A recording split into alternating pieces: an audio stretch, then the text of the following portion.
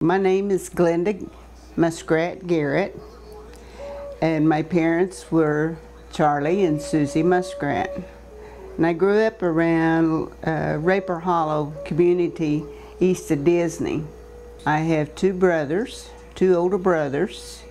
I was the baby of the family. Went to school in Jay all my life.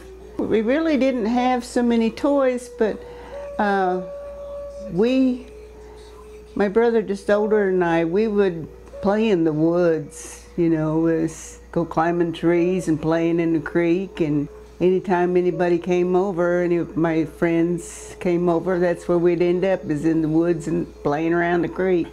Climbing trees and throwing rocks and sometimes at each other, but well, we used to have green persimmon fights too.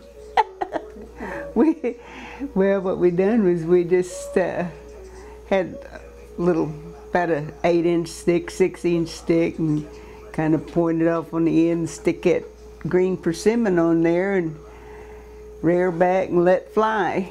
You had a chance to get out of the way if you seen one coming at you, but if you didn't move, it kind of stung just a little bit. My brother and I, we thought, oh, he's going to be real cool, real smart. We'd cut us off a piece of grapevine, about so long, with about 2 or 3 inches long, but so big around. We would smoke this grapevine. Oh. No, wouldn't do that again. We done quite a few things together. We'd go pick up walnuts, and we'd pick poke green. Kind of help Mom out a little bit because she had us 3 kids to raise by herself because my dad had passed when I was about 7, 8 years old. But I mean, she didn't keep us from being kids, or she just, if we had chores to do, we did them and got them done, and the rest of the time was ours. So I did the dishes and swept floors, and then now my brother, just older than me, he would mop the floors because I would always leave the floor too wet.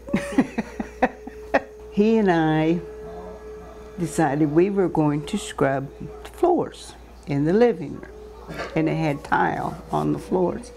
And Mom was stuck at work because it had snowed. So here we got our bucket of water, and we scrubbed that floor, and we scrubbed, and we cleaned, and boy, I mean, we had it just almost white because we used scrubbers. And Mom come in, she said, well, looks good, but she said, you took all the finish off of it. Right. A long time ago at the JY, you used to could take walnuts up there, and this guy would be up there to sell them. He'd weigh them out, and you'd get so much per pound. And so my brother had a car, and so we'd loaded up the trunk and the back floorboards and seats, and everywhere you could stuff a walnut, we did. Made our own spending money, and then that's the same thing we would do with poke green. Was pitching rocks back and forth to each other. I mean, just like throw it and the other one catch it and pitch it back, whatever. And well, one of them got the brilliant idea of pitch one, but when I pitch this one, you pitch that one to me, and it's like, doing rotation type thing. Well, I thought I was going to get out there and be a big girl and say, quit, before one of you get hurt. Well, one of us did get hurt. It was me. Mom told me, she said, if you just stayed out of the way. Summertime, we didn't. I mean, we'd get up barefoot. And get up barefoot, go to bed barefoot, but you had to wash your feet before you went to bed. I always liked to go with this particular family all the time because in the summertime, they'd sleep outside.